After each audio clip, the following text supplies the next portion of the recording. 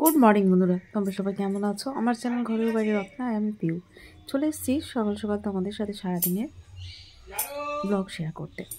তো সকালবেলা উঠে দেখো এদিকে আজকে ছুটির দিন, সবার বাড়িতে আছে। তো মায়ের চুলগুলো আজকে কেটে দেওয়া হচ্ছে, যেহেতু মা অনেকদিন ধরেই বলছে। আর আসলে এক হাতে না চুল টুল ঠিকঠাক বাগাতে পারছে না, তো সেই হিসেবে চুলটা ছোট করে দিলে ভালোই হয়।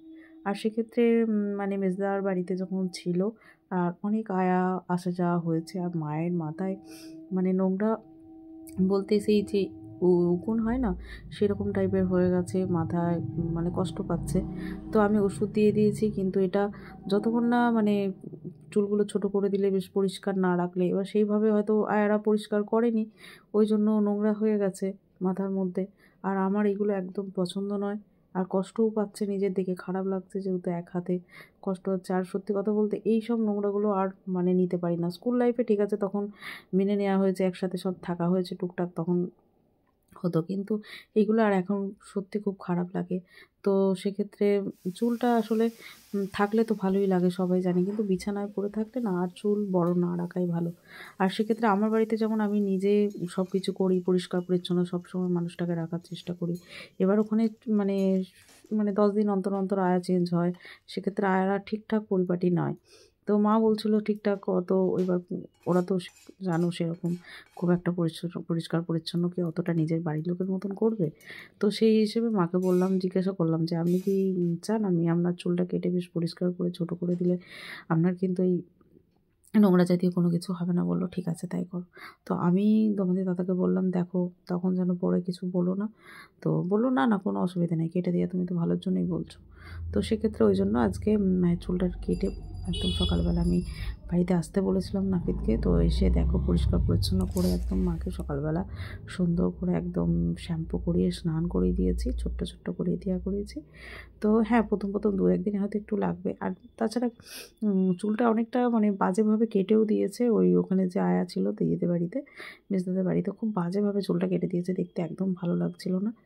তো যাই হোক, এটা বেশ সুন্দর করে সাজিয়ে কেটে দেওয়া হয়েছে। আর পেটুর আমাকে সকালবেলা দেখো ম্যাগি করে দিয়েছি, ম্যাগি। আর আমাদের জন্য কলাই সেদ্ধ আছে, আর এদিকে দেখো একটু বড়া ভেজেছি। তো রীতিমতো সব গোছানো বাগানো কাজ আমার কমপ্লিট হয়ে গেছে, দেখো বিছানা গোছানো পত্র হয়ে গেছে, এদিকে বড়া ভাজাও আমার হয়ে এসেছে। তো বড় ভাজাটা হচ্ছে, হলেই কিন্তু মা আমরা সবাই মুড়ি খেয়ে নেবো, তোমাদের দাদাও আছে বাড়িতে, সবাই মুড়ি খেয়ে নেওয়া হবে। তো সকালবেলা মাকে স্নান করানো, পরিষ্কার করানো, সমস্ত কিছু আমার হয়ে গেছে। ঘরে কাজ গোছানো বাগানো, দিদি বাসনটা ধুয়ে দিয়ে গেছে।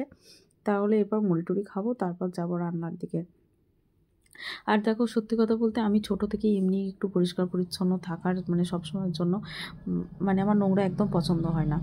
তো সেক্ষেত্রে আমার মানে আমি বললাম যে, মা দেখুন, আমার ঠাকুমাও যখন বিছানায় পড়েছিল, তো সেক্ষেত্রে তখন আমার ঠাকুমার চুল ছোট ছোট করে রাখতাম, যেহেতু তাড়াতাড়ি শুকিয়ে যেত। আর মানে কোনো নোংরা যাতে না হয়। তো সেক্ষেত্রে মা বুঝলো, বললো ঠিক আছে তুমি যে বলছো যখন করে দাও, কোনো অসুবিধা নেই। আর আমিও তো কষ্ট পাচ্ছি এক হাতে করে। তো সেক্ষেত্রে আর আমি যখন বললাম যে, দেখুন মা, কেউ যদি কিছু বলে আপনি তখন কিছু বলবেন, যেহেতু আমি আপনার ভালোর জন্যই এটা করলাম। তো যাই হোক, মা কিছু বলেনি, মা বললো ঠিক আছে, মাথাটা আমার অনেকটা হালকা হয়েছে। যাই হোক, আমারও খুব কষ্ট হচ্ছিলো, তো যাই হোক আমারও শুনে ভালো লাগলো। তো এদিকে দেখো মাকে মুড়ি দিয়ে দিয়েছি, আমি খেতে বসেছি, তোমাদের দাদাকে দিয়ে দিয়েছি। আর বেডরুমকে তো সকালবেলা ম্যাগি খাইয়ে দিয়েছি। তো এখন একটুখানি কলাই সিদ্ধ মাখিয়ে আর একটু বড় ভাজা দিয়ে মুড়ি খাচ্ছি। আর সকালবেলাটা দেখো অনেকটাই বেলা হয়েছে কাজ টাজ বাগিয়ে, আর আমি এই শীতের শেষে একটুখানি কলাই সিদ্ধ করেছিলাম, তোমাদের সাথে শেয়ার করেছি। আর কলাই সিদ্ধ আমার কেন জানি না আমার বাসি খেতে সবথেকে বেশি ভালো লাগে। তো তোমাদের কার কার বাসি খেতে পছন্দ করো আমাকে অবশ্যই বলো। তো আমার কলাই সিদ্ধ সবথেকে টাটকার থেকে বাসিটা খেতে খুব ভালো লাগে মুড়ির সাথে মাখিয়ে। আর এদিকে আমার বেটুরাম গানে বসেছে, এদিকে রান্না করব দেখো। তো শাক টাকগুলো একটু বেছে নিতে হবে। আর এদিকে তোমাদের দাদা একটুখানি বেলাতেই বাটা মাছ নিয়ে এসেছে। তো বাটা মাছটা না ভালো করে বেছে দেয়নি, এই একটা মুশকিল। মানে বাজার থেকে মাছ নিয়ে এলে কি ওরা তাড়াতাড়ি করে না ঝাই করে শুধু একটু সেঁটে দেয়, এই যে পুরো আঁশগুলো থাকলে না বিরক্তকর লাগে। তো এখন আমাকে এই সমস্ত আঁশগুলো পরিষ্কার করতে হবে একটা একটা করে মাছের। তো চলো এখন পরিষ্কার করে নিয়েছি, দিয়ে মাছটা আমি নুন হলুদ মাখিয়ে নিয়েছি। দেখো মাছটা আমার পুরো নুন হলুদ মাখানো হয়ে গেছে। আর বাটা মাছ দেখবে খেতে খুব ভালো লাগে, ভাজা বলো আর তেল ঝাল বলো, বাটা মাছের স্বাদটা একটু অন্যরকম লাগে। তো আমার বেটুরাম খায় এখন। তো এদিকে দেখো কড়াই বসিয়ে দিয়েছি, রান্না তো একের পর এক করতেই হবে। সকাল থেকে কিন্তু টুকটুক টুকটুক করে অনেক কাজ হয়েছে, যেহেতু মায়ের চুল টুল পরিষ্কার করা, সেগুলোকে ঝাড় দিয়ে পরিষ্কার করা, মাকে বডি স্নান সমস্ত কিছু করানো, সকাল থেকে নাই নাই করে অনেক কাজ হয়েছে জানো তো। সব কাজটা তো আর তোমাদের সাথে তুলে ধরতে পারি না। ওই যে বললাম সব আমার বেটুরাম একের পর এক কাজ করছে, তাহলে আমাকে ভিডিও কীভাবে করে দেবে, তাই না? তার মধ্যে দিয়েও একা হাতে যেটুকু পারছি তোমাদের সাথে শেয়ার করছি। কখনো রান্না, কখনো বেটুরাম কী করছে, কখনো যেটা যেটা পারছি সেইটুকুই তোমাদের সাথে শেয়ার করছি। তো যাই হোক দেখো, এদিকে মাছটা চাপিয়ে দিয়েছি, ওদিকে একটু ভাজা চচ্চড়ি করেছি। মাছটা কিন্তু এখন হতে থাকবে, একটু টাইম লাগবে। তারপরে দেখো সকালবেলা আমি বিছানা বাগিয়েছি, কে বলবে? আমার বেটুরাম বিছানা একদম অপরিষ্কার করে রেখেছে, চতুর্দিকে বই ছিটিয়ে রেখেছে, পড়াশোনা করছে। একেই বলে পড়াশোনা। তো যাই হোক, এদিকে দেখো আমি খাবার সাজিয়ে দিচ্ছি। আজকে ফাইনালি কি রান্না করেছি। তুই তখন ম্যামকে কিছু বললি না? তো ম্যাম কি বললো? কে ম্যাম? তো তুই ম্যামকে যখন বললি ম্যাম কি বলছে? লবণ লঙ্কা নিয়ে নিয়েছি। এদিকে কলমি শাক দেখো ভাজা করেছি। কলমি শাকটা ভাজা খেতে কিন্তু সত্যিই ভালো লাগে, আমার তো খুব ভালো লাগে কলমি শাক, সত্যিই খুব ভালো লাগে। শুশুনি শাক, কলমি শাক খুবই ভালো লাগে খেতে। আর তার সাথে দেখো ভাজা চচ্চড়ি করেছি। ভাজা চচ্চড়িটা এই মানে গরম পড়তে শুরু করলে বিউলির ডালের সাথে, আম ডালের সাথে ভাজা চচ্চড়িটা একটা অন্যরকম লাগে খেতে, একদমই অন্যরকম লাগে খেতে, খুবই ভালো লাগে। এদিকে দেখো ডাল আর তার সাথে বাটা মাছের ঝাল, বাটা মাছের ঝাল দিয়ে করেছি, শাক ভাজা, চচ্চড়ি, ডাল। তো দুপুরে মেনু আজকে এইটুকুই, সাথে কাঁচা লঙ্কা পেঁয়াজ আছে, একদম পুরো জমে যাবে ব্যাপারটা। আর বাটা মাছ দিয়েই শুধু ভাত খাওয়া হয়েছে। তো চলো এখন বেটুরামকে তো খাওয়াতে হবে, কেননা মাছ আছে না, মাছ আছে মানে ওকে খাওয়াতে হবে। বাটা মাছটা পছন্দ করে খেতে, কিন্তু ও একদমই পারে না, মানে মাছ হাত দিয়ে মানে একদমই খেতে চায় না, খেতে পারেও না।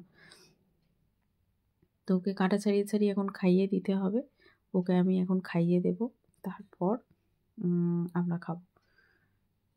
ও মাছের ঝালটাও ভালোবাসে, ঝোলটা ভালোবাসে, কিন্তু ওই যে মাছটা নিয়েই ওর একটুখানি অসুবিধা। তবু যাই হোক, বকাঝকার পর এখন মাছটা একটু মানে মাছটা খায়। এখন আর অতটা জানে মা আমাকে যত যাই হোক, মা আমাকে মাছ ছাড়াবে না। তো আমি ওকে বলেই দিয়েছি, আমি মাংস তোকে খাওয়ার জন্য বলবো না, চিকেন বলো মটন বলো কোনো মাংস আমি তোকে খেতে বলবো না, কিন্তু মাছটা ছাড়া চলবে না, মাছ আমি ছাড়তে দেবো না তোকে।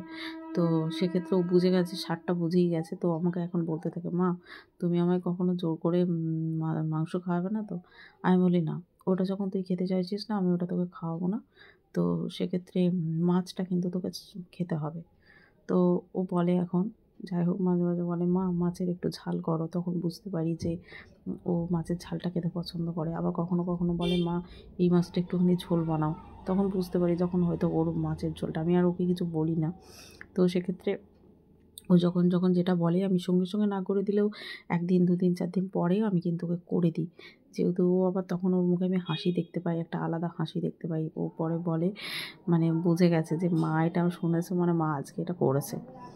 তো যাই হোক, ওকে খাওয়ানো হয়ে গেছে। এদিকে দেখো লেবু ছাড়িয়ে নিয়ে চলে এসেছি, আর সাথে কিন্তু এই আর প্লেট পাইনি আমি, এই মানে কি বলে এটা, আমাদের রেজগির ঢাকা, সেটা নিয়ে চলে এসেছি, তার সাথে একটা আমলকি। আর আমলকিটা আমি নুন দিয়ে মানে যখনই সময় পাই চিবিয়ে চিবিয়ে একটা একটা করে খেয়ে নিই, কখনো লবণ দিয়ে খাই, কখনো শুধুই খাই। তো অনেকে আমাকে বলে কীভাবে আমলকি গোটা খাওয়া হয়, তো আমি কিন্তু খেয়ে নিই, আমার খেতে খুবই ভালো লাগে। তো এদিকে দেখো ফাইনালি একটু রেডি হয়ে আমার বেটুরাম অল্প ঘুমিয়েছে, ওকে এখন পড়তে দিতে যাচ্ছি, ওকে এখন পড়তে দিতে যাব। তো সকাল থেকে যা কিছু হলো সব কিছু তোমাদের সাথে অল্প অল্প করে শেয়ার করলাম, কীরকম লাগলো অবশ্যই আমাকে কমেন্টে জানিও। ভালো লাগলে লাইক কমেন্ট শেয়ার করে দিও। তো চলো ভিডিওটা আজকে আমি আর একদমই বাড়াবো না। আমার বেডরুমে দেখো ঘুম ঘুম চোখ, মুখটা একটুখানি ফুলে গেছে। তো আমার টাইম হয়ে গেছে, ওকে এখন পড়তে দিতে যাচ্ছি। তো আজকে আর ভিডিওটা বাড়ালাম না। তোমরা সবাই ভালো থেকো, সুস্থ থেকো, সাবধানে থেকো, নিজেদের খেয়াল রেখো, তার সাথে তোমাদের পরিবারের খেয়াল রেখো। এখন বেটুরামকে দিয়ে আসবো, তারপরে ও এখন দুখানা পড়া আছে। এখন ইংলিশ ম্যাথ পড়বে, তারপর পড়বে হিন্দি। তো সেক্ষেত্রে ওর এখন দুটো পড়া দেরি আছে। আমি এখন এসে ভিডিওর কাজ করব, ফোনের কাজগুলো আছে। তো চলো রাত্রে এখন দেখা যাবে কি করা যায়। হালকা কিছু একটা বানিয়ে নেব। তো আজকে আর ভিডিওটা বাড়ালাম না। তোমরা সবাই ভালো থাকো। Tata tata tata tata, good night.